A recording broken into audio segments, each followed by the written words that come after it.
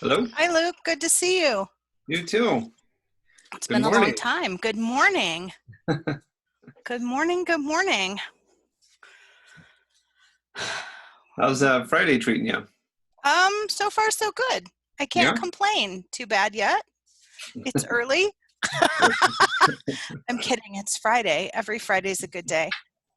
I'm watching our students pile all in here, which is always fun. Oh, great. Seth should be here in a minute. I don't know. Have you met Seth Lockard? No, I haven't. Oh, good. He's my co-teacher. So I teach at Pikes Peak Community College, and we teach both college students, but we also teach in the AVP program which is now called Career Start. So our students are juniors and seniors from all over, Oh, cool. Okay. which is really cool. And so it's been fun to be able to say, okay, so here's our kids. And last week we visited with Chip Kidd, the book Oh, jacket yeah. designer, and he's in Florida right now instead of New York Oh, that's on cool. Glitchka. And this has been such a cool experience to be able to share just really working designers with our students who someday hope to be working designers. Yeah, that's really fun. So how long have you been at Pikes Peak? I have been teaching at Pikes Peak since 2011. Oh, okay. So almost 10 years. Yeah, that's awesome. I love it. I never would have guessed that being a design educator was my calling, but it's absolutely what I was put on this planet to do. That's awesome. So it's really cool. Yeah. And there's Seth. Seth meet Luke. Luke meet Seth. Luke, how are you, man? I'm doing pretty good. It's Friday. We made it through another week. Right? We sure did. I don't know if you remember this or not, but you and I have a mutual friend, Luke Atencio. Oh, and yeah. I feel like I met you on his last going away party when they were going back to Germany. Oh, yeah. But I've always heard about you and known through Luke your friendship and your bond that you guys share. And what I think is so beautiful is because we connected through skateboarding, in the early 90s and continued through art and hip hop music through, to where we are in the world now. So it's really wonderful to see you and meet you officially. Oh, thanks, Seth. Yeah, Luke is he's a Renaissance man for sure with all of his talents. Yes, he is. I missed him a lot, but it's nice to be able. We were just connecting through Zoom the other day, actually, with him and his little boys. Yeah, that's fantastic. How is he doing? Good. I mean, just like everybody, just kind of trying to, adapt to all the changes and keep working while you have I mean, we always joke because really for us, it never changed. We spend all day inside of our creative caves anyway, so. Right. Exactly. It's I just can't different tell now you. having kids running around. Exactly. I did shut the door, so my kids and the cats probably won't be on my desk. How many kids Probably. do you have? I have two kids. They're both in high school. They go to Air Academy. Oh, that's right. We have April Mullinex with us, who is the digital art teacher at Air Academy. She's one of our participants. Hi, April. I see you there. I didn't send the link to my kid. My daughter is a aspiring illustrator, and which has nothing to do with me because I'm her mother. So everything I say, she's like not interested in. But I forgot to send her the link, so I guess she'll have to watch the replay. Parenting 101. Luke, I'm going to make you the spotlight video, so we may disappear, but they see us all the time, and they really could care less to look at us anymore. Okay, so why don't we get started? For those of you that don't know, Luke Flowers is a local children's book illustrator here in Colorado Springs, and he does amazing work and amazing books and works primarily with Scholastic at this point. Is that right, Luke? Yeah, probably Scholastic and Random House is probably the other equally larger publisher. Yeah. Person that you play with. Yeah. So tell us a little bit about you, how you got started, how you landed in Colorado Springs, and regale us with your tale.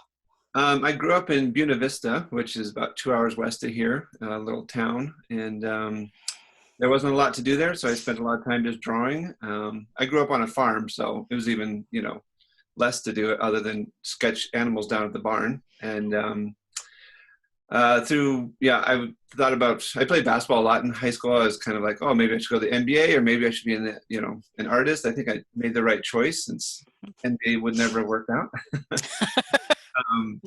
And then I got a scholarship to go to Rocky Mountain College of Art and Design up in Denver. And so I graduated from there in 2000 with a kind of focus in illustration. And at that point, I'd been working with a youth ministry called Young Life. There, if anybody knows that, they're headquartered here in Colorado Springs. They are. They're the granddaughter of Jim Rayburn's granddaughter is my best girlfriend. Oh, really? Oh, So, wow. Yeah, she's in Texas now. Yes, that's awesome. Yeah, they're amazing. We know Young Life real well. That's a fun connection. So I grew up, actually, my parents ran the horse ranch for the camps up in Buena Vista, and that's kind of how our connection was to them. So I was serving as kind of a youth minister while I was going to RIMCAD. And then when I graduated, I'd done an internship with Young Life's Creative Services down here. And so it sort of just kind of flowed right into that, kind of being my full-time job out of college. So I kind of lucked out, but it was mostly design work. So at that time, I'd really not done a lot of design. I'd mostly focused on illustration. So it was kind of a on-the-job learning situation. But I spent 10 years there, which it went by really fast. But the whole time I was kind of just wishing I was doing, more and more illustration. I started to kind of do a lot of freelance because my wife was home with the kids and we needed to kind of make ends meet. So a ministry salary wasn't really pulling in the big bucks. And so, it was kind of a godsend, really, because then that's when I started to make connections with, small publishers here in town, like David C. Cook. I started doing stuff with like Compassion International, doing their children's magazine. I did some stuff with Focus on the Family because they had, a couple kids magazines that I would do illustrations for. So it was kind of fun because I started to really push towards wanting to do a little bit more like children's book editorial work, or even just trying to get my foot in the door of doing some actual children's books. So those were sort of the early years. And then that was kind of the journey from till about 2010 when I kind of launched out and did my own freelance thing. Started Luke Flowers Creative, which was at that time kind of doing a little bit of children's book stuff, still a lot of just design work for companies all over the place. And it was anything from logos. I was actually still kind of thinking about doing music industry stuff. And so I did a lot of album covers and merch and stuff for bands, which was fun because I was doing a lot of music at the time myself. So it kind of just melded together. But again, that's just a tricky industry to be part of. There's a lot of fun, but there's also just a lot of, artists working with artists can be a little bit a little tricky. Say it isn't so. Yes, the divaism came up pretty full-fledged. But, it was fun too. So built up a lot of just style at that time was really, I was sort of all over the map, but just kind of, because I was doing some children's book stuff, some stuff for Young Life, and it was, a little bit more heavy-handed, and, then a lot of, spiritual type illustration themes for different ministries in town. So I felt like I wasn't able to really start to hone in on what my children's book style would be. And so in about, I guess, 2014 is when I really just said, I'm just going to focus completely on children's books and just make that the main focus, which again, it was kind of a risk. It was like in 2010 when I jumped out and did solo work. Again, it was kind of just saying no to a lot of clients I'd worked with for 5 or 6 years, and that's kind of where it really started. In about 2014, I went out to New York. I started to connect with illustrators just around the country, and they were all saying, "Hey, you should come out to New York. There's this children's book writers kind of conference out there, and a lot of the publishers show up, and you can show off your portfolio." And that was really the big game changer for me, was going out to, it was called SCBWI, Society of Children's Book Writers, Illustrators. And so they're a pretty big organization. They have chapters all over the country. And that's usually what I recommend most when people are trying to get into children's books. That's a great place to start. Excellent. So that's kind of where it all began, was really heading out there and made a bunch of connections with publishers out there. Random House was actually the first publisher I'd worked with, because they just happened to kind of see some of my stuff online. And I started doing a little series of books with them for the Smithsonian Institute. So that was really probably the first big publisher books. I'd done a couple of like self-published books and some smaller ones with David C. Cook. But that was probably the first big publisher that really helped kind of launch it into what it is now. So that's a long-winded answer there. That's okay. We like long-winded answers. That's a good answer. They have their value. Okay, I sent you a whole list of questions. Do you think I printed them out for myself? No. We can just I have them right here, so I'll just run down. Cool. It was really fun. We met with our kids yesterday, and we were like, okay, so what do you want to know? And they were on it, which I just love. It makes me really happy. Yeah, and they're a cool bunch. So. No, they didn't. I'll do my best to answer all of them here. Awesome. So what mediums process do you use? At RemCAD, I was doing all, traditional illustrations. So that was really good to have that as a basis. But as I started to head into, just working at Young Life and realizing all of it was, through Adobe and at the time, Quark Express. Which yes, I remember Quark. Or Quark, I guess it was called. And then I started to kind of use like Adobe InDesign, because I was doing mostly, a layout and brochures and magazines for them. So I really started to understand, Illustrator, Adobe Photoshop at that point. But just even at this was 20 years ago. I feel really old saying that, but the digital just ability of, digital painting was just not what it was back then. So as it's developed and, evolved, it's definitely made it much easier to get sort of that look I was always wanting to go for, digitally rather than traditionally. So I pretty much just use Photoshop and just Photoshop brushes that either I customize or, there's just so many great ones that Kyle Webster creates. Yes, Kyle's amazing. So another one I really recommend is Retro Supply Company. They create a ton of really great digital Photoshop brushes and Procreate brushes. So they're probably the one I go to a lot when Kyle's brushes overwhelm me. So for our students, you guys all actually have access to Kyle's brushes now. About 2 or 3 years ago, Adobe contracted with him, and they're all available in Photoshop. They're actually the only place they're available now. Yeah. You used to be able to go buy them, but now you have to pay the man. Yeah. And I hope they're paying the man really well for that. Yeah, we're kind of friends, and it's amazing what he's doing and how big that changed his career, that now he's able just to sort of do what he was, like you were saying at the beginning, when you find what you're meant to be doing. And that's giving awesome. Other illustrators the resource is what he was gifted at. So amazing. So yeah, I just mostly use Photoshop. I'll sometimes sketch, just do thumbnails in a sketchbook and then bring those in. But anymore now, I just go from writing to sketching straight to digital painting. So it's really, unless I'm working with my kids doing traditional stuff just for fun. Yeah. And how many kids? So we have 3 kids. Owen is at Air Academy. You were saying nice. He's a sophomore there. And then I have 2 daughters, 11 and 13, and they go to classical academy. Oh, nice. Excellent. So how do you get a job was the next question. They're all sort of random. There's no there's no logical order there.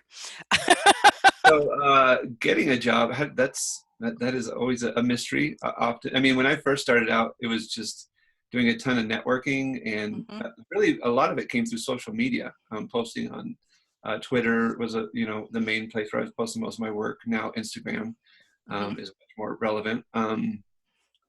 But really, it was just through following like art directors and editors, publishers that I really liked their stuff. And then a lot of times I would get contacted just by email. They'd say, hey, we saw some of the stuff you posted. We're really interested in working with you. So really, that was kind of the first networking way to kind of get my foot in the door. And then from there, once there's a couple books on the shelves, then, publishers just kind of saw them that way and would just kind of contact me. Usually it just comes through email. Sometimes they'll call, but mostly it's just email. And it's always exciting, like when a dream client that you've always wanted to work with just emails you and out of the blue. For instance, after I'd gone to that, the conference out in New York back in 2014, that's when I started working with Scholastic, because I just happened to have a little postcard of a little spy-looking kid, and they were looking for somebody to illustrate a book series about ninjas, and so that's how the kind of Moby Shinobi series came about. Nice. They just kind of threw it out there and said, "Here's a blank piece of paper, and come up with your ideas." And I hadn't actually written any books at that point, and they were like, "Would you be interested in also being the author of it?" So that was just a great opportunity. That, again, that kind of springboarded to a whole different level of exposure, and then the work with a lot of other publishers. And when I even first got into this industry, I made kind of a list of all the publishers I'd want to work with, and so far I've been able to, thankfully work with most of them.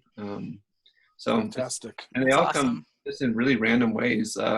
Lately, it's interesting. I do a lot of work out in LA, just doing gallery shows for a gallery called Galleries 1988.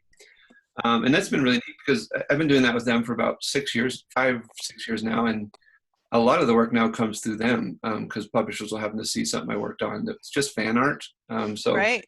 I mean, it's kind of fun when you're doing the stuff that you want to do, and that's where all the creative freedom is, to just explore styles. And so a lot of times I'll see and say, "Hey, we didn't even know you were able to illustrate like that," or, "We like those characters," or, that's how the Mr. Rogers book came about. Right. Was somebody just happened to see some fan art I'd done and said, "Looks like you're into the Muppets and Mr. Rogers." And and that's actually how the Muppets book came about too, the recent one I did for the Christmas Carol. Nice. Wow. So it's really interesting. It's just totally random. And So I was stalking you today or this morning a little bit, preparing for our time together, and noticed you have a book coming out that you're both the author and illustrator of in September, based on the movie The Labyrinth. Can you talk about how that project happened a little bit? yeah, that was a really interesting one. There was again, it was at Gallery 1988, and they had it was like a 30-year later themed show. And so one of my favorite movies that year that had come out was Labyrinth. And so I did an ABC. I love like ABC anything. So growing up as a kid, I just love those posters hanging in the schoolroom of just, A is for whatever. And so I've always kind of done those as like series just for fun, and they kind of took off. And so I do a lot of those for the gallery shows.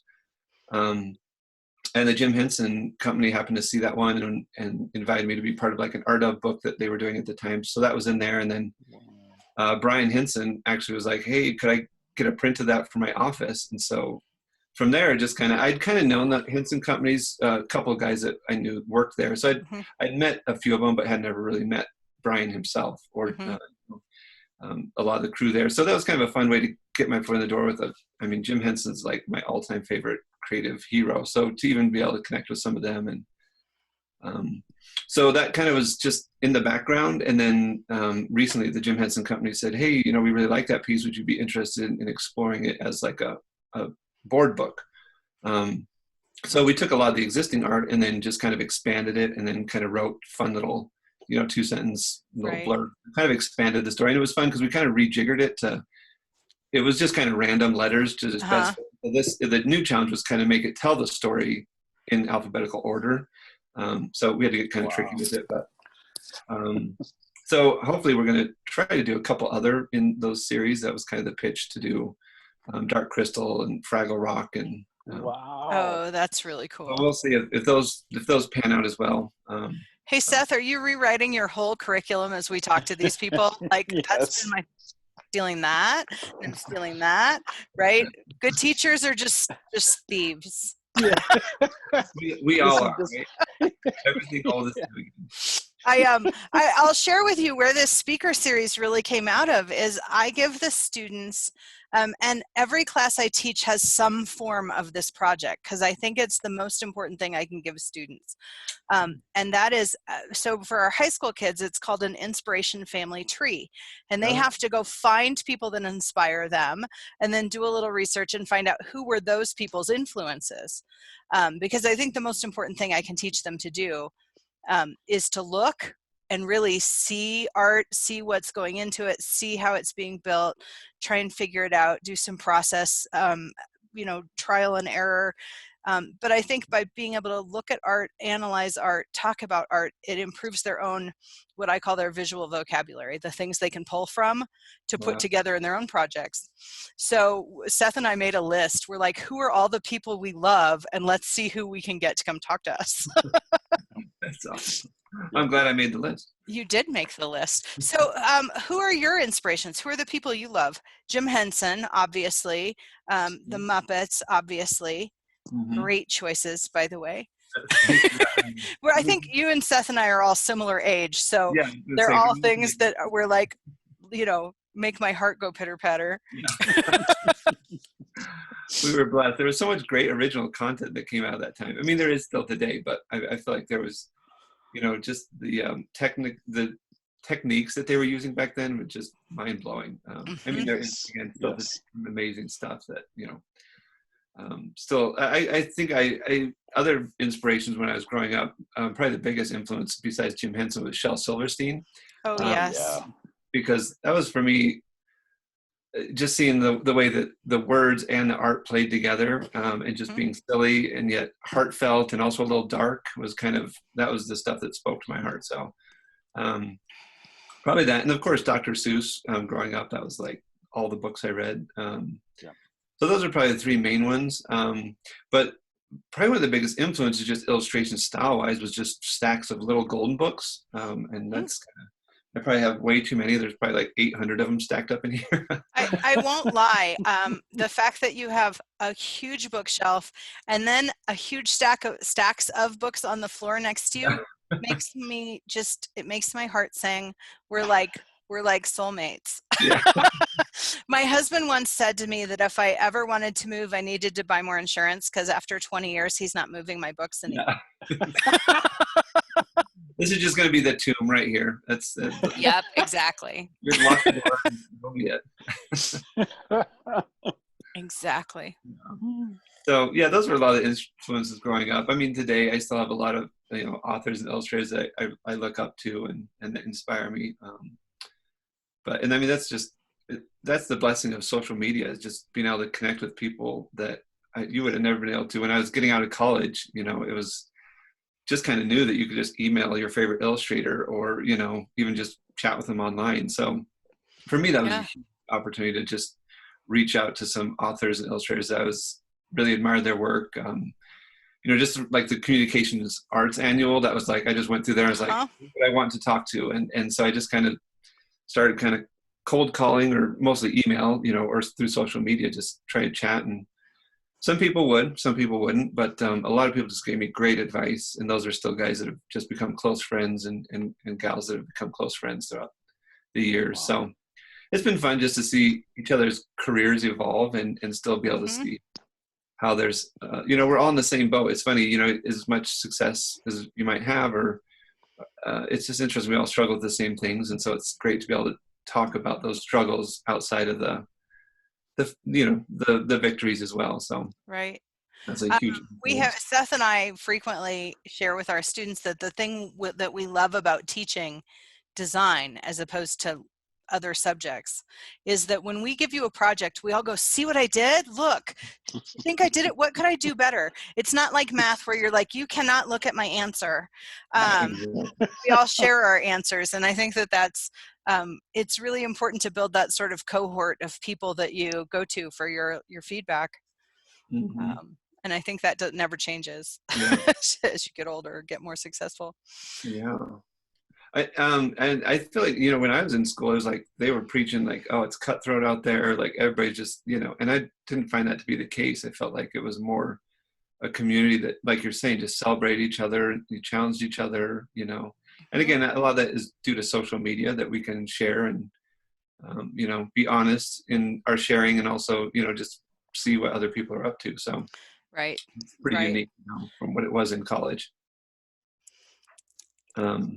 Okay, I'll jump to the next question. How did you get into illustrating children's books? I guess I kind of talked about that a little bit earlier, but really, it was just some, one door opens the next. But for me, it really was going out and just doing that networking. I always tell kids too, when I first got out, it was some advice a friend gave me. He was like, postcards are great, but plane tickets, are, also helpful.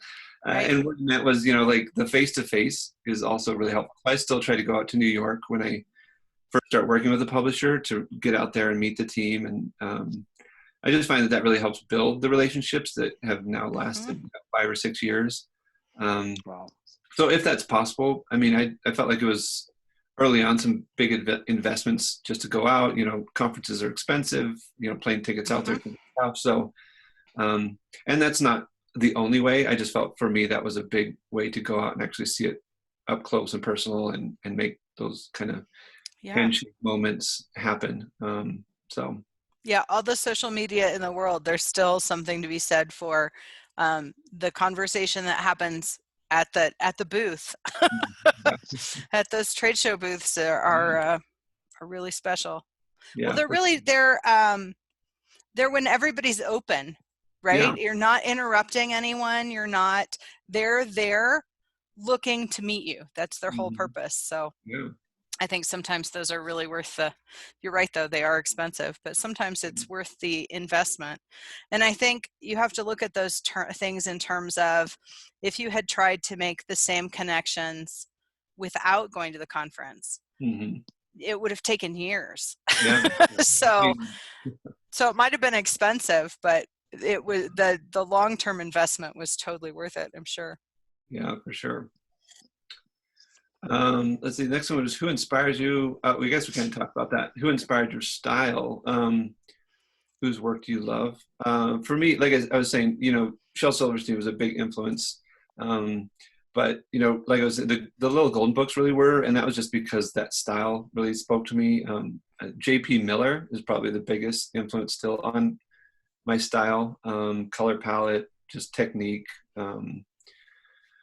He's probably been one of the biggest influences. I don't know. We also, Mary Blair was probably another big one. And she was always one of those ones that growing up, seeing artwork from Disney films and stuff, it was a lot of things that you didn't know who it was until later. And then you're like, wow, it all makes sense why it was connected and what kind of drew me to that style. So it wasn't even until college, I started to realize, who the people were behind all these things that I grew up loving. From book illustrations to, I have a lot of vintage children's book behind me that were from my childhood, but also just ones that I found new interest in.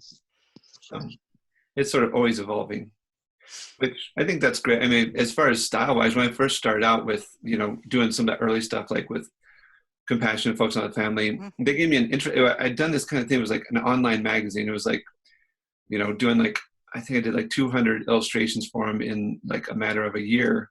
And it was neat because they just it was like they wanted me to make it look like there's a bunch of different illustrators working on this online magazine when it really just was me. So that was an interesting challenge. So again, I was just like, what are styles I'd like to try? So for me, it was weird because I felt like I was doing a lot of copycat stuff, but I was also at that same time really starting to figure out what came naturally and what kind of was harder to push into.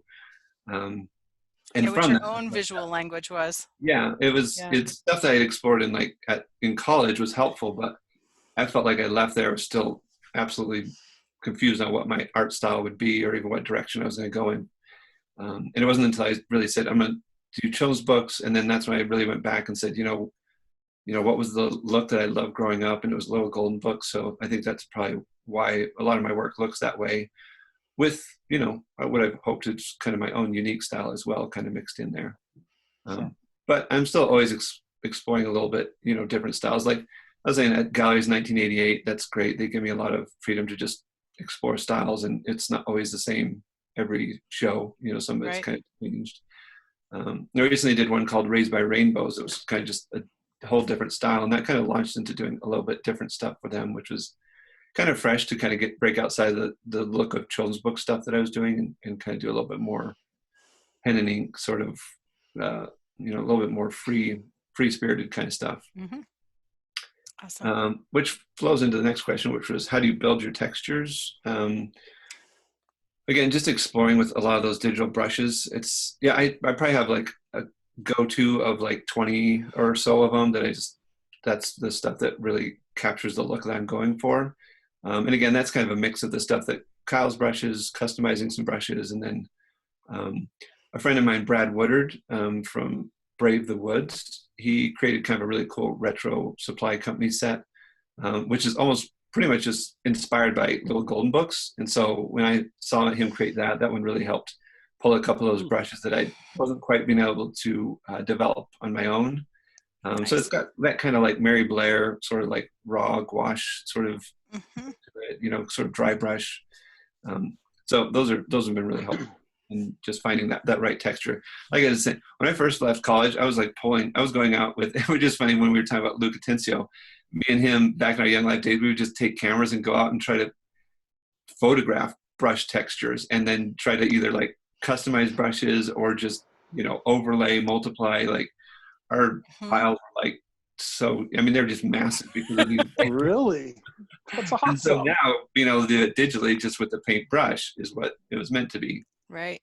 But yeah, fantastic. early on, it was just layer upon layer of photo textures and that was really interesting because then just learning what all those kind of the layering effects and going back to like that traditional style of painting and being able to understand. I think that's been the key for me with digital painting is having that traditional understanding of how to layer a painting traditionally. Sure. I think a lot of people get into digital and don't quite understand that you're still painting. It's just a different canvas. It's just a different tool. Yeah. It's just a different tool. Yeah. I think that's one of the, not to tout our own program, one of the strengths of our program is that our high school kids over the course of their first year got an illustration class and a drawing class and a color theory, like paint on paper class in addition to their digital stuff. And so we really beat into their heads. They're all just tools and you should understand how the tools work. Yeah. The principles don't change. Yeah. Right. Luke, can I ask you a 2-question part here? Yeah. The first question is that you're a living illustrator. This is your bread and butter. Does it feel like it's a dream job to you? Are you living your dream? And the second question is, being so busy, do you find time to work on your own projects that are just to create, that have nothing to do with making a living from? Yeah. Oh, those are great questions. Yeah, I mean, I think, like I said, this is what I've always wanted to do. Whether it's the dream job is for sure, but I also always say it's also a nightmare. To be honest, like, I mean, just yesterday I was having the conversation with my wife. It's just like, and especially, I mean, to be honest, like the time that we're in right now, like it's been really difficult to see books being pushed back, projects getting canceled, or, I just had a couple books that were like, hey, we're now going to move that to like a 2021 date. And so that really just, and book tours, I was just getting ready. I love doing like school visits. And of course, all that got shut down. And so the whole spring book tours just kind of got derailed, which was hard. So there's a lot of that stuff that's happening right now that's become a bit of a nightmare in the midst of 2019 was an amazing year as far as opportunities and getting to work with some great clients.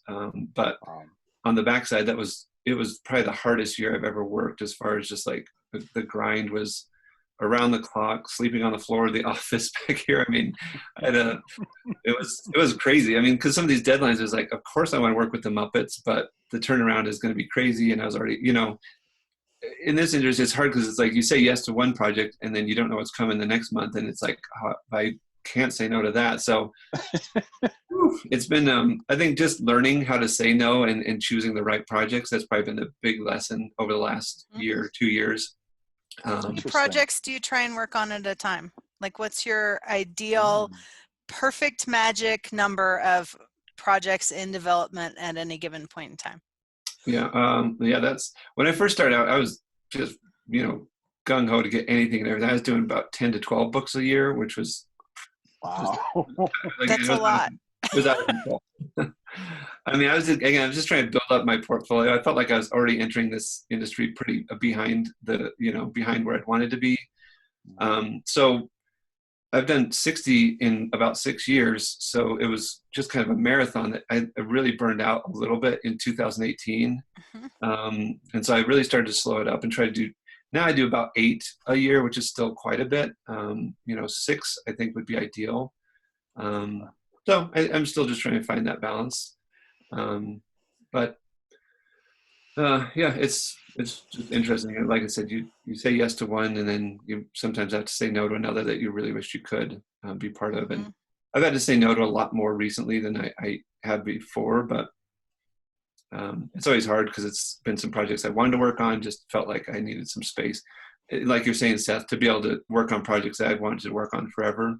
Right. I'm really trying to write more, just because that's been something I've had to keep putting on the back burner because it was like, all these books. I love illustrating, but I also love writing. I just haven't been able to get the time to develop that as much because of the amount of illustration work being done. Sure, that makes sense.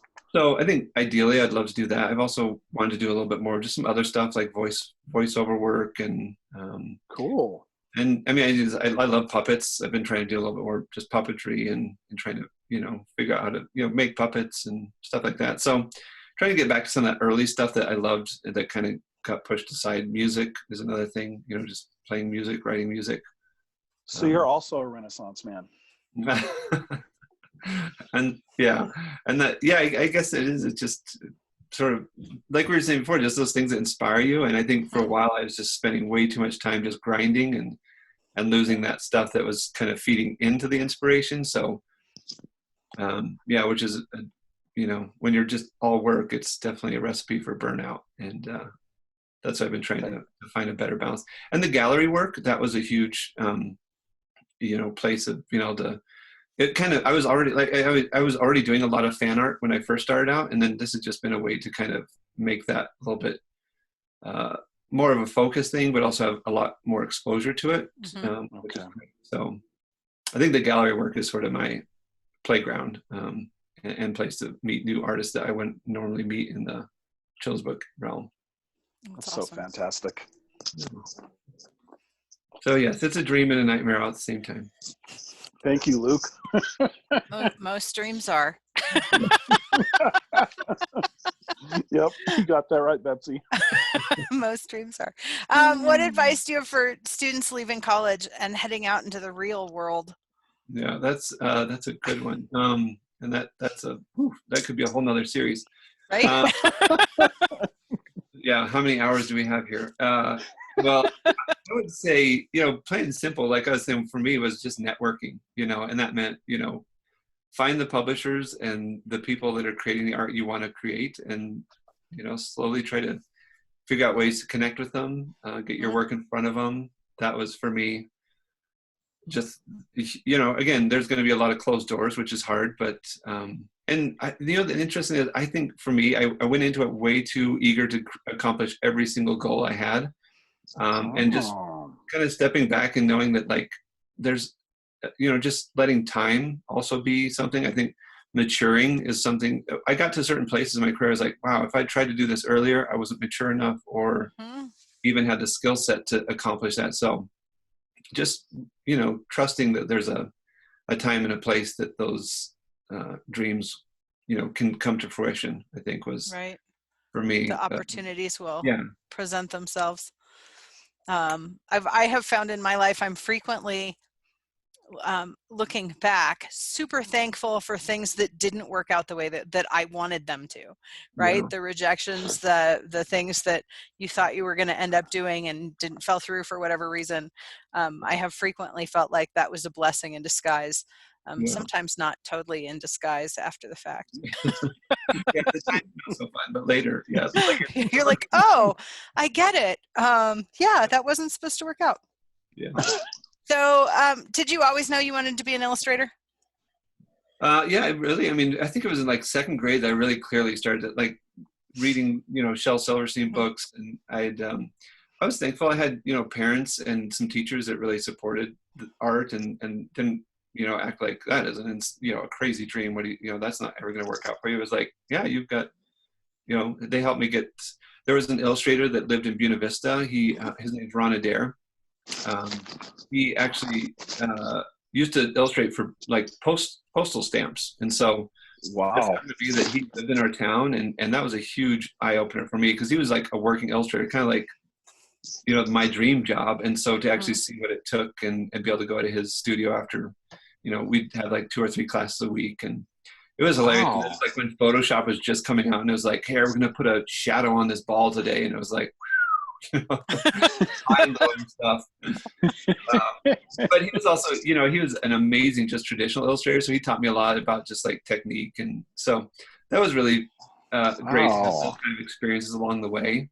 And then some great art teachers in high school and on into college. So I think having that early idea, and again, like I was saying, with Jim Henson being one of my biggest influences, it was also because I just saw that, like, for him, art could be, you know, movies, you know, puppetry, you know, stage work, you know, TV show. And it was just, I loved just what him and the whole just Henson team were doing. It felt like being an artist wasn't just one thing. And so for me, that was early on, just trying to explore a lot of different things. I also, you know, thought about being a comic book writer and doing comics, and like most kids, you know, and then it wasn't until later I was like, I just really love storytelling. And that was sort of the avenue that pulled me into just wanting to do something about telling stories and being whimsical about it. I think I've always kind of been drawn to sort of whimsical sort of work. So that's kind of how it all probably started out the early seeds of inspiration.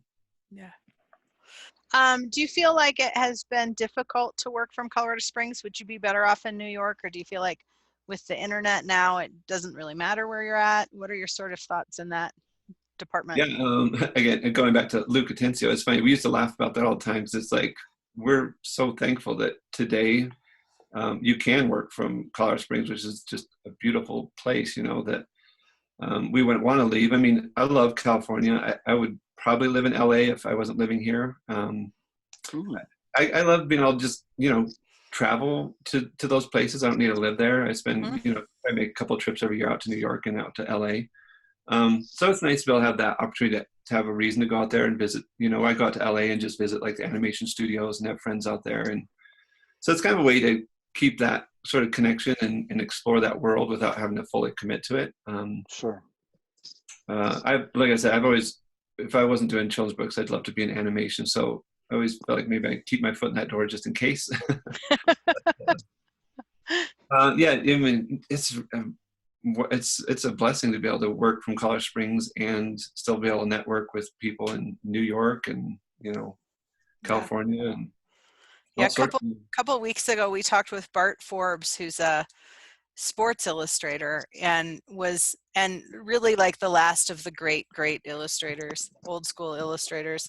And he talked about at the beginning of his career, he flew out to New York, and FedEx and overnight mail were brand new, so he could work from Dallas. It's like, now you just email it, right? Like, if it's a really huge file, you Dropbox it. It's not a big deal. Yeah. I mean, what we can do digitally now saves. Oh, I can't even imagine back in the day having to ship a whole painting and. Right. Yeah, amazing. I really couldn't make deadlines then if that was the case. Right. So let's talk about deadlines a little bit. Our students, I think that this is a creative, I think it's just a way a lot of creative people function. Our students hate deadlines and they like to miss them. What tips do you have for hitting a deadline? Like, can you talk about that procrastination? I feel like for me, I have a hard time getting started until I'm afraid I don't have enough time to finish. I think that's most of us in the art realm for some reason. I think for me, that's the hardest thing about deadlines is sometimes it's like, if the inspiration isn't there, it's just not there sometimes. And so I'm thankful I have a lot of clients that are pretty understanding of that situation. I mean, they work with illustrators all the time, so they know when sometimes life just doesn't quite go as planned. And, you know, having a family is also another, you know, aspect of unpredictable situations. As far as deadlines, you know, that was another thing. Like in 2018, I really had to, you know, I was just struggling with all the deadlines with having so many. So cutting back was really what helped to, to be able to make more reasonable deadlines work. But, I'm thankful also now that I've gotten to a place in my career where I can negotiate for better deadlines. And I'm like, this is more reasonable, even though that might be what you need. Here's what it takes. And so I'm thankful that early on, again, like I said, I just had to just burn the candle at both ends to make it happen. So there was I always call it just season of sacrifices, and I think I just had to understand that, like, this is just a season of this that's not forever. Some of those long, hard nights, pulling all-nighter after all-nighter.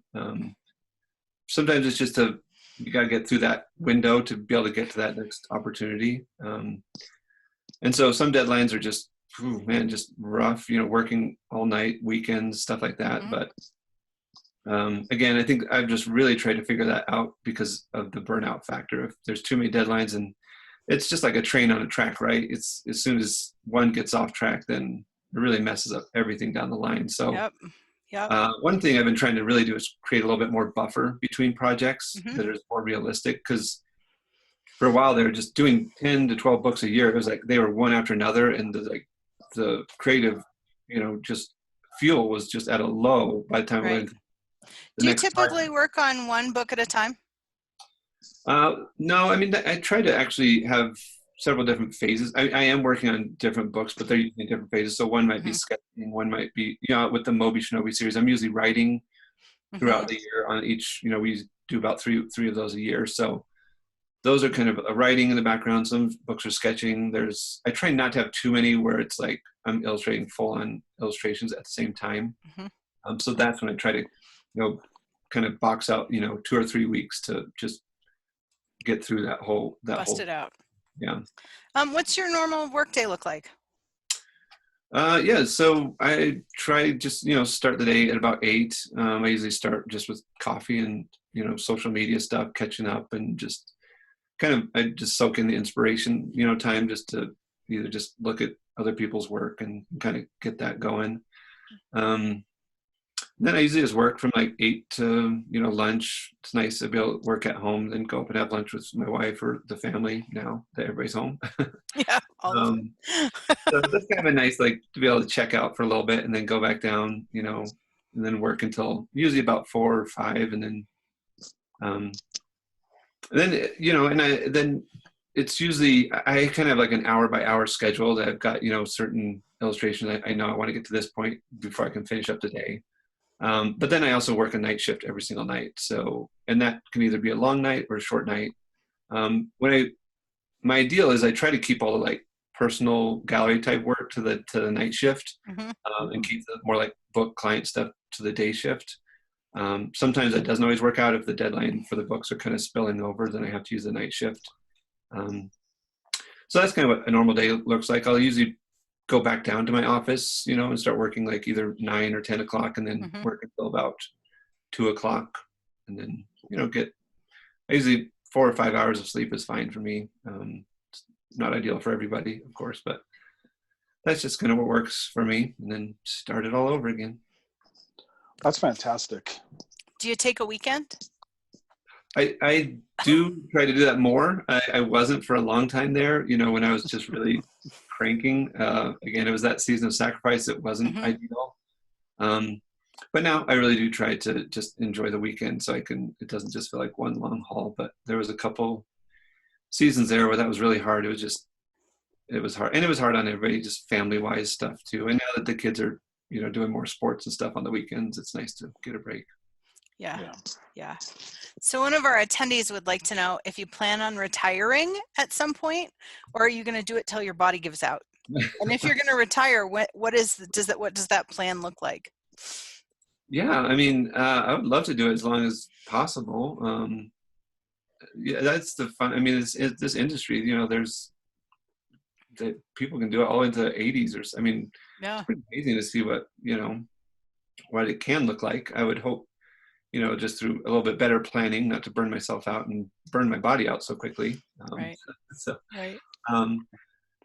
Yeah, I would do it as long as I possibly could. But again, like I said, there's other things that I've always wanted to do, in the industry. So we'll see where that evolves to, whether that ever, I would love to work, on writing movie scripts and things like that too at some point. So we'll see where that goes. Very cool. Very cool. Okay. So this is their real question. They all want to know. How much money do you make? Like, you don't have to tell us. Last year I made $72,621. But, what does a project pay? What are sort of the industry specific figures? What's a good goal for these guys? Or what is I don't know. I always think sometimes it's a deterrent. Sometimes it's a motivation. No, I mean, and it's, again, like I was saying at the beginning, when I first left college, it was just take any job I could get. I was taking logo. I mean, I look back at some of those files and it's just crazy. There was like, 7, just mountains of projects because there's like $50 here, $220 here, $250 here, like doing logos and brochures and just anything I could get my hands on, just to make ends meet. So out of college, like I said, I was making pretty low at, working in the ministry, about 40,000 at the time, which was pretty low. And then doing freelance, it was about even to that. So, when I was first starting out, it was about 80,000 maybe a year. And it wasn't really until the book started to take off. Again, when I was first getting into it, it was like the budgets were like so low. I was working a lot with, smaller publishers, so their budgets were pretty low. I mean, I wouldn't do those jobs anymore just because the time that it took is the same as like some of these bigger projects I work on. So typically, when I was first working, it was like, a small book could be anywhere from like 5,000, for, a 24-page book. And that was pretty typical for a lot of the stuff I was doing early on with some of the small publishers. It was like a $5,000, budget, no royalties. That was the hard lesson I learned early on. Thankfully, with the Moby Shinobi ones, I was able to kind of negotiate some good royalties on that one. And royalties are a godsend in this industry because it's like work you've already done. And I always find the better you do and the better it helps promote the book, the longevity of it, everybody wins, the illustrator, the author, the publisher, they all can enjoy the fruits of that extra labor of helping get the book out past just the release date.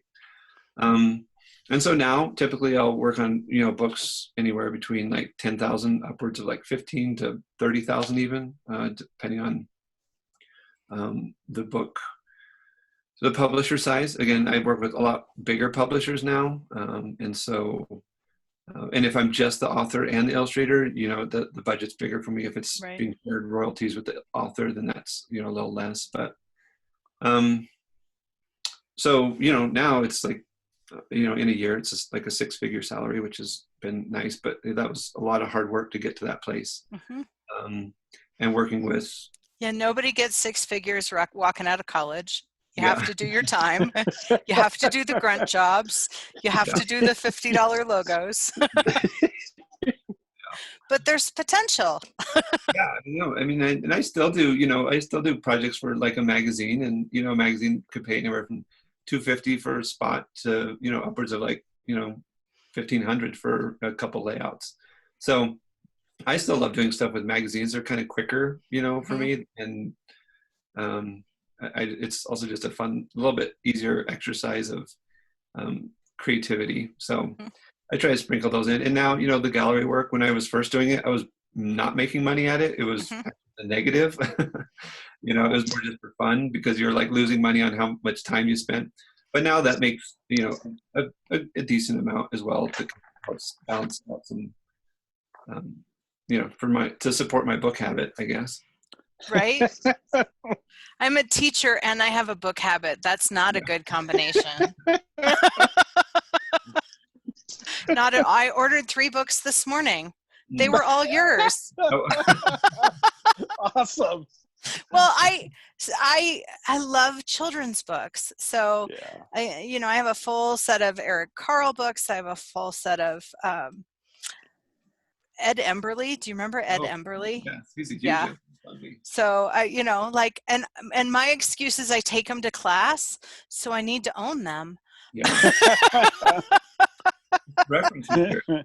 My wife is like, we live next to a library. It's like a walk away. And I'm like, yeah, but it's not open at night. I need it at night. Right? And I realized that I could order them and have them digital, but it's just not the same. You can't dog ear a page and flip back and forth.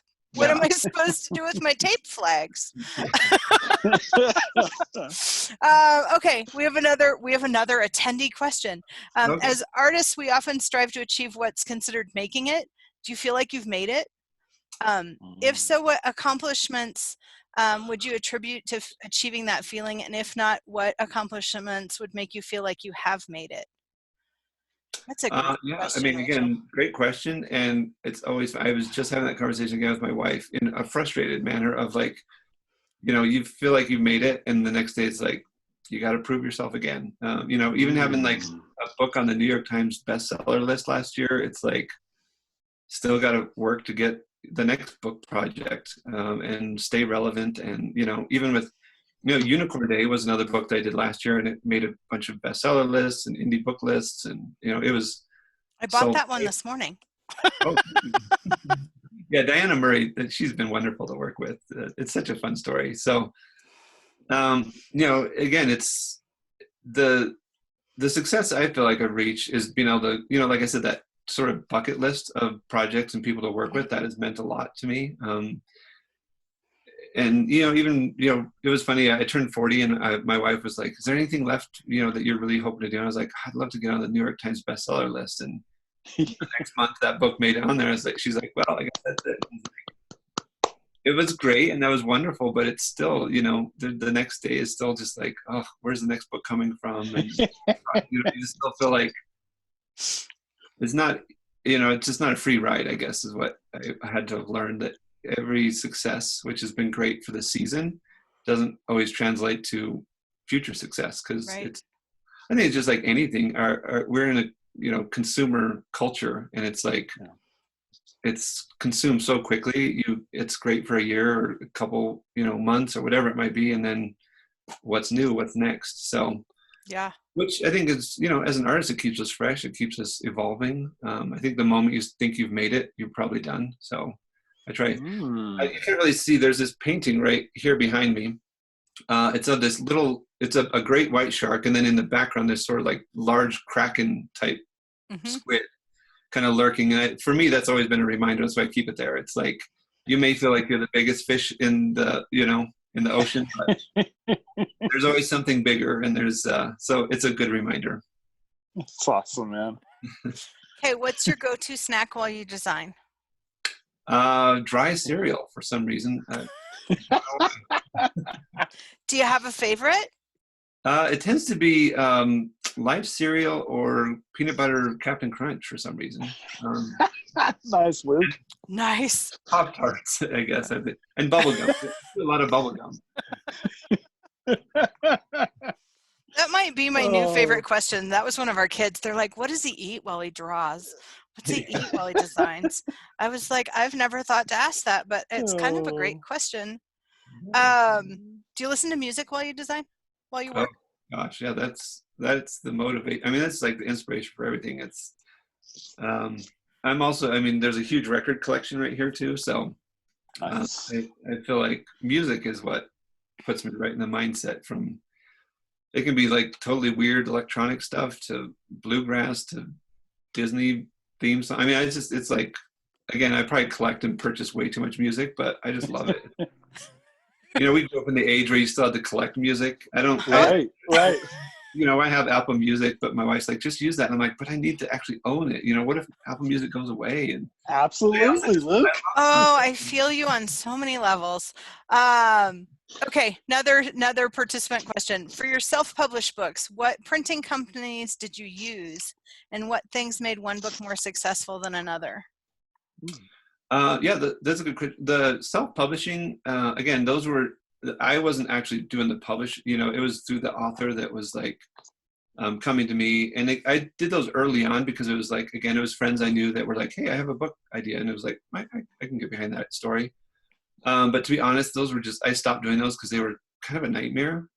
Because again, everybody has a story they want you to be part of. And it's not, the self-publishing realm is so hard to make the money back. And so I was really always feeling like the author's like, how do I sell, enough money to make it back? And I have to charge them, anywhere between like $5,000 to $10,000. And that's a huge investment for an author that's just putting it out there. So for me, it was a good learning experience. That was really early on, just figuring out how long it took to illustrate a picture book. And so the great thing is, if you have the money, you have the time, if you're doing it on your own, there's a lot of great ways to self-publish right now. I think the only downside is I don't feel like it's often, like I was saying, it's just hard enough to get books sold through big publishers, much less just doing it on your own, trying to promote through websites.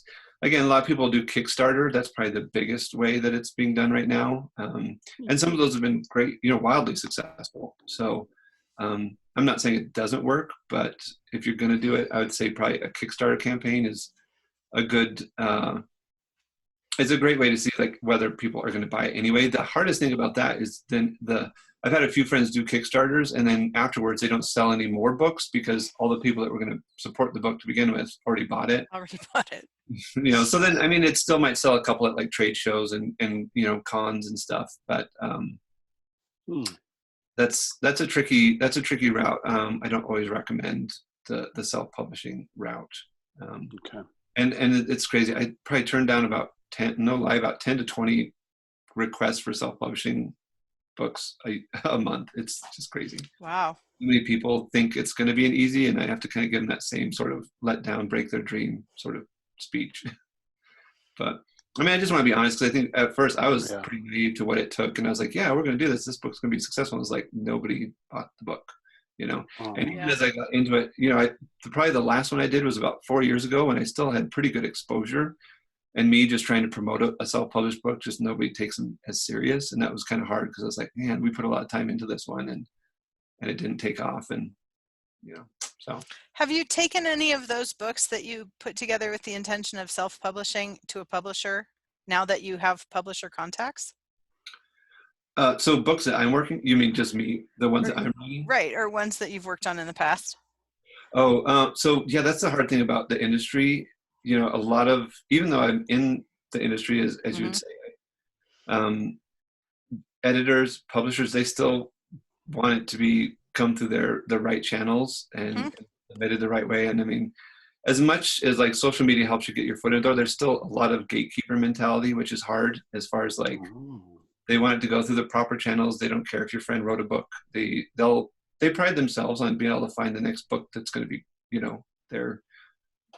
their winner, and they have, I mean, they already have stacks and stacks and stacks. I mean, I've gone to some of those offices, and it's like piles of manuscripts that they're going through, and oftentimes, with a self-published, even when I'm working on a pitch, they don't want to see it completely developed, because that's what their job is, to help kind of edit it and make it something, a little bit more kind of a collaboration. So they don't really want to see me illustrate the whole thing and say, here's a finished book. Here's a book, you could publish it. Yeah, they're like, no, we got it goes back to that. Well, it sounds like it goes back on some levels to that. Everybody wants it to be their idea. So you have to leave space for it to be their idea. Yeah, and that was the hardest part about self-publishing, is like those authors have like sat with that book for 10 years on some of them, 5 years, like, and they're so married to it, they weren't usually open to any ideas I had, as far as like, this isn't really clear, this is probably not the strongest. So again, it was hard. When I work with publishers, I don't even really speak to the author until after the book is done, because again, I keep that all kind of separate. So even though like a lot of them are authors I know, like for instance, Unicorn Day, Diana Murray and I have been friends through social media for a long time, but we didn't talk at all until the book was done. And then it's almost like she's surprised and excited, because she's like, wow, I had no idea this is what you're going to do with it. Because again, that's the art director and the editor's job for me, just be working with them. They've already worked through the ideas with Diana as far as art notes. So it's interesting. That was one thing I was surprised at when I got into the industry, is that you don't even really talk to the author until afterwards. Yeah, I don't think I had any idea. Where do you see the industry going in the next 5 or 10 years? What do you think? You've been doing it now about almost 10. I'm sure it looks wildly different than when you started. Where do you think it's headed? Yeah, well, I mean, obviously the current situation has kind of derailed everything. I mean, like I was saying, people that were having, their book launches right now, friends of mine are just like, oh, this is a nightmare, like just try and get creative. I think it's been interesting. I mean, a lot of you, if you're on social media, you see authors and illustrators are trying to get creative with like online readings and, supplying art activities and even posting, PDFs of their book to just read and just give away. Or whereas before, like, the publisher was like, oh, please don't read the full book online. That's, that's a no-no. But now a lot of publishers are like, hey, let's give these kids something to, do while they're at home. And so I think the industry kind of opened up some of their policies as far as, what they allowed in this time, because it's so unprecedented and kind of new territory for everybody. So it's been neat to see how people got creative. And I mean, when was the time that you could just sit and like draw with Mo Willems? I mean, it's like, right. Pretty neat that a lot of these bigger authors have said, hey, let's step back and see what we can do with our current situation. So it'll be interesting to see what that kind of looks like moving forward, as far as what publishers now see as ways to interact with readers that maybe they weren't open to before. As far as sales, when I first got into it, it was in kind of coming out of a slump with children's books. Mm-hmm. That first conference I went to, everybody was super excited. Children's books were on the rise. People were buying more of them. The culture of, just that the younger parents that were actually, like you were saying, buying books, not just checking them out of libraries, like to have a library of their own was kind of a new thing. Ebooks were just coming out and everybody was super scared of ebooks, but we saw how that kind of didn't work out, just because people still want to hold a book in their hands. So again, there's a place for it. Some ebooks are, still relevant, but I think everybody's really scared that was going to, really take from, physical copy sale.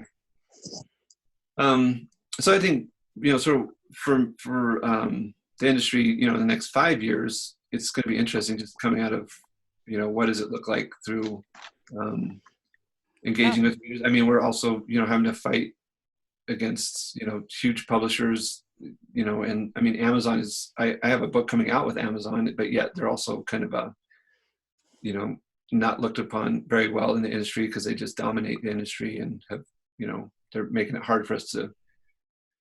So I always look at it's kind of like with the music industry, when like everybody was fighting against like Napster and things like that, showing our age here in the 90s. But again, I think the publishers will just have to figure out ways to, get creative. And, I love that there's right now during this time a lot of support for indie bookstores. I think that needs to come back as the main way that we get our books. I think, I buy books from Amazon as well, but I do try to get, as many used books and books from indie bookstores here in town, and as I can. Even Barnes and Noble, they're having to fight against the big Amazon behemoth too. So it is hard. I mean, sales of a book, are what keeps us alive. So publishers are having to get kind of creative with the way they promote and get the books out. So they were, last week, Chip Kidd was saying that at Random House, well, he's with Albert A. Knopf, which is one of the Random House imprints,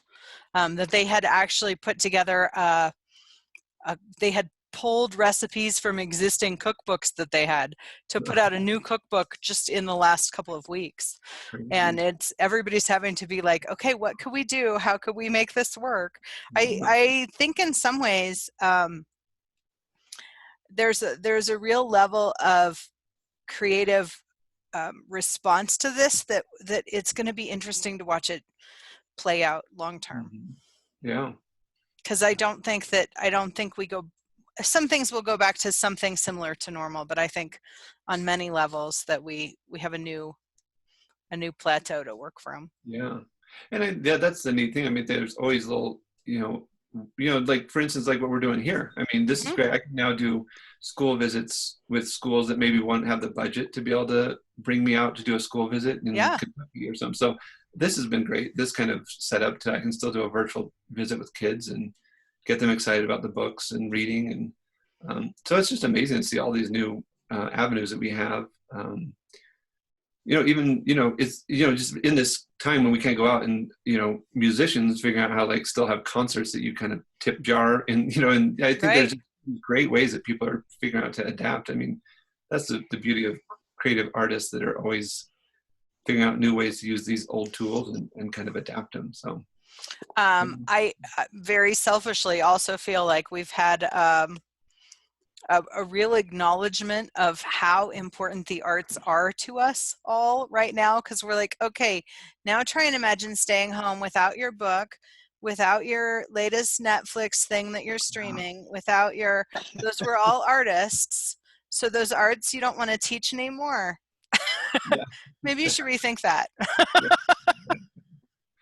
Yeah, and it goes back to that I was saying earlier, that consumer mentality. That's the hard part, I think, is this industry is like just keeping up. I mean, I have friends in the animation, world. They're just like, we just spent like 2 years developing this cartoon, and kids watched it this weekend, the entire series, and it's the like whole series. So I think that's the good and the bad. I mean, we grew up in the '80s, where it's like you had to wait each week to see the next, Oh my gosh, yes. Disney adventure. And you couldn't even record it. You had to just be there. Yeah.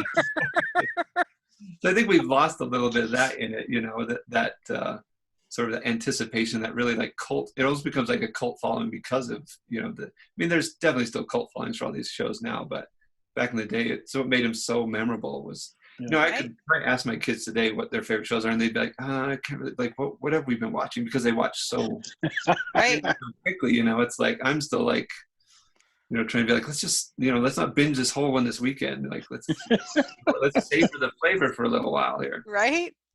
Maybe just watch it on Tuesdays. Yeah, exactly. Which is kind of what we had to do. 7 o'clock. Yeah. Oh my goodness. Oh my goodness. Okay, so I think we're getting down. I have written down a few other little things here that I want to know, because I'm super nosy. How and where do you find your inspiration? Well, actually, I want to work through these last couple in reverse order. So when you get a new brief, what's your process? So you have a publisher call you, or they say, hey, we want you to work on this book. What's that look like? From that point, the point you say, okay, yeah, let's do it. What's it look like? Yeah, I mean, like I said, they usually just it's just like a Word doc that's, just the outline. Sometimes it has art notes, sometimes it doesn't. Usually they have art notes from the author or the art director.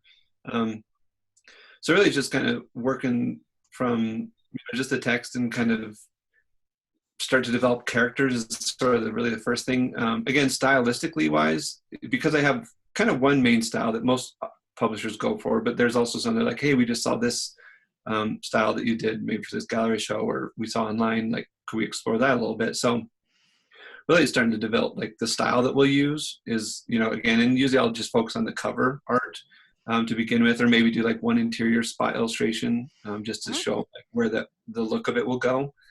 But just developing the character. So like for the Unicorn Day book, I developed like 5 different kind of looks for those characters, and then we kind of pick like, hey, that's the one we really like, that style, that shape of bodies, that color palette, and then I'll go through and just sketch out the whole book. They'll give me just kind of a layout, which is just the words kind of where they feel they could be. Again, I can move them around if I need, or kind of readjust the alignment of them. Right. And then just kind of sketch the whole thing out really rough. So we get that kind of idea of like what I would think layout wise, as far as full spreads, spot illustrations, full page. And then, we go back and forth on a couple art notes, revisions there, usually 2 rounds, sometimes 3 if we need. And then it goes right into just the final, paintings. And that process is the longest process of just, a couple months, or if it's really tight deadline, sometimes just a month, which is crazy. And then, after that, submit it. They, usually, it's pretty tight from the sketches phase. We don't have a ton of changes on the final art just because that is so time consuming, which I'm thankful for. But sometimes there are where it's like, oh, we just, now seeing this in full color, it's not really working, or, we didn't, the great thing working digitally, again, that's why it's such a time saver. It's like, hey, now we decide this character needs to be maybe a different ethnicity or gender, even we can, all of a sudden they see the whole book and they're like, wow, maybe we're lacking in this area. We can change that a little bit easier. Or colors of shirts, whatever it might be. So, and again, when I'm working in layers, it's like, 300 or 400 layers. Every little part of every character is like adaptable, because I don't want to have to go back and repaint. So if I want to move the eyes a different direction, I'm still kind of keeping those masked out. Right. So I probably play it way too safe as far as like the massive layers, but it makes it so much easier if they have revisions. I was going to say, I don't know. I don't think you can have too many layers. Like if it's easy to fix it, if it's easy to change it. One of the things Bart Forbes said was that he did a cover for a jazz album. I can't remember the artist, but the guy had a cigarette in the original painting. And the editor or the art director was like, we can't sell that in Europe because they won't buy it if he's got a cigarette. So he had to paint out the cigarette, send the new artwork, and then he painted it back in for himself. Yeah. Right? But he's like oil. He's like old school oil paint illustrator. So it was literally like paint it out and paint it back in instead of turn it off and turn it on. Yeah, that's we kind of luck out. What kind of art notes might you get from a publisher at the beginning? What do those look like? So like for instance, like the Unicorn Day book. I'm just using that as a reference because that was a recent one. I might just say like, series, 5 unicorns walking through the forest. So they don't really describe what's in the forest, which characters. So that's kind of then I get to kind of design what the sort of composition will be, like the angle, sort of all that. And that's kind of the fun that I get to have. So it's not as constrictive where it's like, we want a, bird's eye view of 5 unicorns, it's usually not that specific. They want it to kind of be left pretty open. And what's your inspiration process at the beginning? How do you come up with your ideas to start with? Do you do a lot of visual research? Do you just make swipe files? What's your process? Yeah, a lot of it just starts with just, grabbing a couple of books off the shelf that I know I'm kind of like, oh, I really like that color palette or that maybe that kind of those character styles, just to kind of get some ideas going. And then, again, like sometimes I'll pull digital references in if it's, again, a lot of times I'll do research to make sure I'm not doing something that's already kind of been, like for unicorns, I'll research what are the current unicorn books looking like. And so I don't make it look that way. So a lot of that time it's just, I just want to make sure it's feeling unique and original. Or, for like the Mr. Rogers book, that was such a transformative process to work on that because, growing up loving the show, going back to the neighborhood and rewatching all those episodes and listening to his biographies while I was working and listening to the episodes. And I have a stack of his records, just listening to it, just kind of like getting into that mindset of Mr. Rogers. It was like some of the happiest days of illustrating I've ever had. So I still find myself just listening to Mr. Rogers because it's like, man, that's such a positive vibe. Right. That's awesome.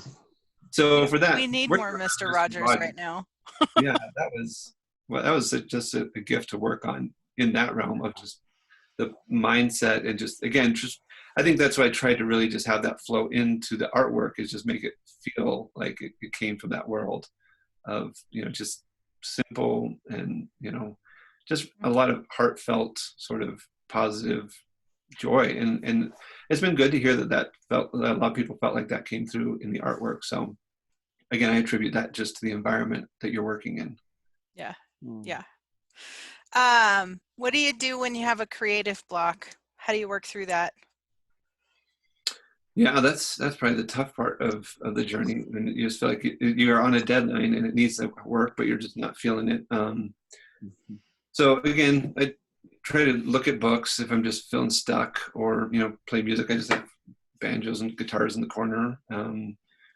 Get out and go for a walk is probably another big one. Go play basketball. That's one of my favorite things to do. Or just, sometimes just call up a friend and let them know you're just stuck. And so sometimes chatting it out helps. I talk about with my wife or those seems to be the avenues that kind of help. Again, just stepping away. And sometimes that's the hardest when you're on deadline. It's like, I don't have time to go for, an hour walk or exercise or whatever, but sometimes that is what's needed. So. Okay, cool. Oh wait, I see another one. There's another question. I'm learning technology as I do this. We're all learning new things all the time. Okay, so you said you tried to get in the mind of Mr. Rogers to get his style for. What process do you get, or do you take to get in the mindset of a character without a widely known personality? That's a great question, David. So, like for instance, like the Moby Shinobi books, when I was writing those, again, a lot of it starts with music. I have this is random, but I listen to the Karate Kid soundtracks because that definitely gets me in the ninja mode. I actually also have a lot of this is kind of weird, but I love 8-bit music, like from old Nintendo games. So I've found a place that has like soundtracks to like the old, like Shinobi was actually a video game. So I'll have just like, Yep. I don't know, it gets me in this mindset of like ninja action. And again, just like, writing, the fun thing about the Moby Shinobi series is like an easy reader. So I have to go back to remembering like what it was like reading with my kids at that age and just like keep it simple. The vibrant images that like, a kid's going to like get them lost in, that's also still going to kind of help them pull out the words.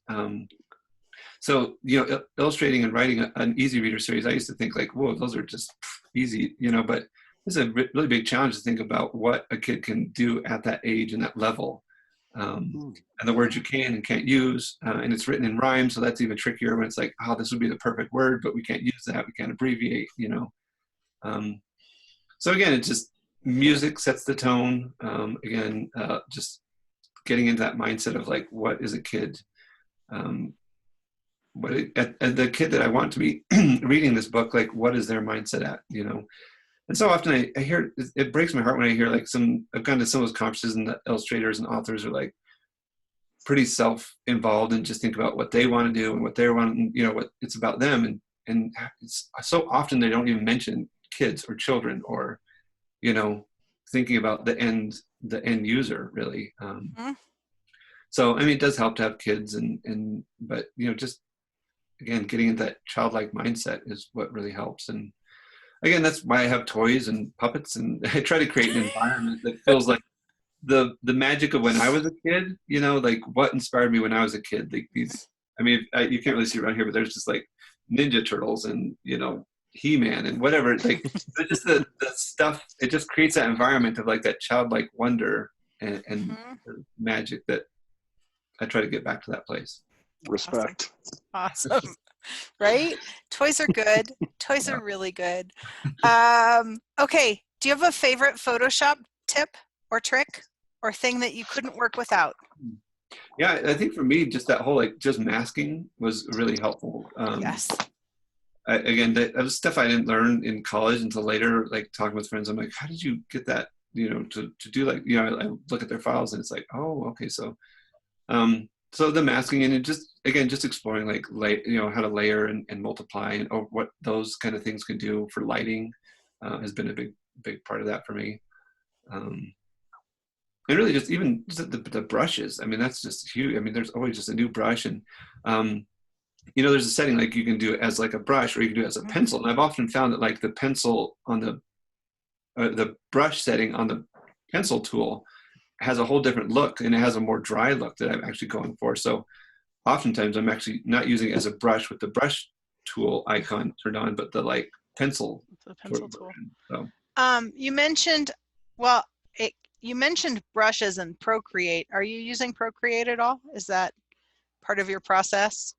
I don't feel confident, nor are publishers confident enough maybe in me or anyway, I don't know, anybody at this point that's taking files from Procreate to publish, do all the sketching on my iPad and then bring it in. Because oftentimes I'll be like on a plane or in a car or outside my office at a coffee shop, and it's easier to just take along the iPad rather than this huge Cintiq. And right. So I use that mostly now just for like sketching and brainstorming and thumbnails. I don't feel like I'm quite at the place. I mean, there are some people that are doing stuff in Procreate that's just mind-blowing. Amazing. Yeah. I don't think it's that far off that like you couldn't just go straight from Procreate to a published, piece. But I think, again, most industries, they want the Photoshop layers. They want like a certain file that they're working with. I don't know many publishers that are open to like, hey, can you send us your Procreate layered file? But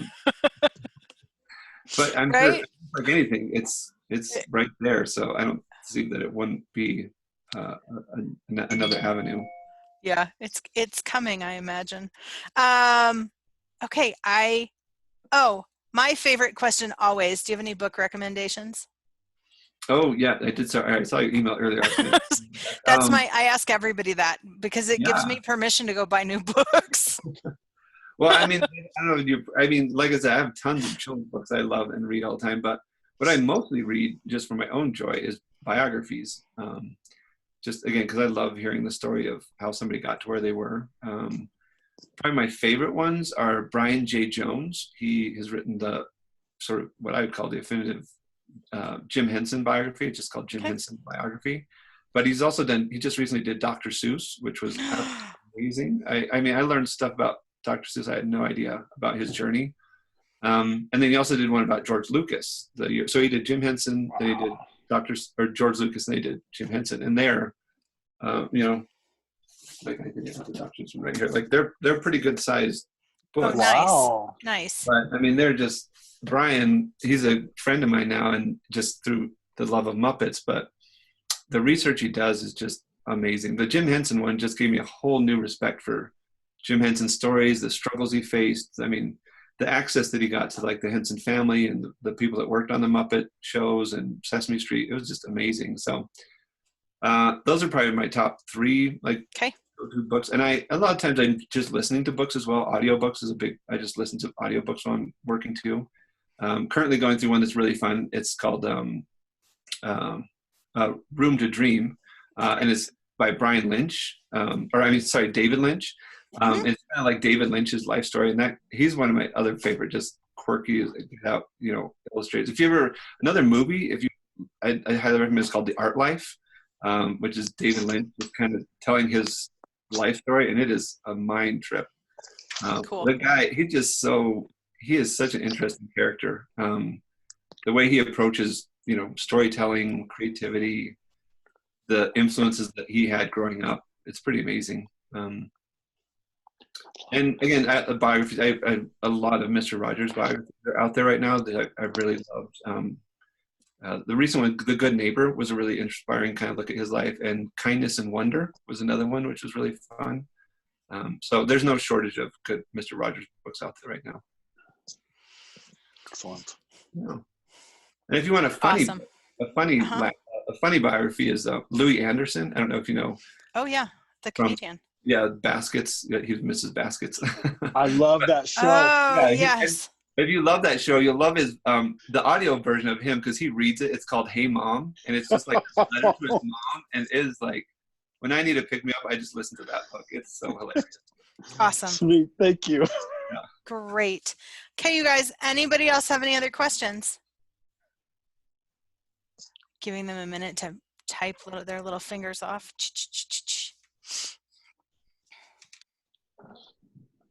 What's your favorite book you've done? Do you have a favorite, or is it always the last one, or the one you're working on, or the next one? Yeah, I love the Moby Shinobi one just because I do get to do the writing and illustrating. But as far as like a dream job, that Mr. Rogers book really was such a not just because it was successful, but just because it taught me so much about life, and it was amazing just to go back to the neighborhood and watch those old shows and really see it as I grew up loving it. I love the puppets. I love the Land of Make-Believe. That was like a whole different view of it.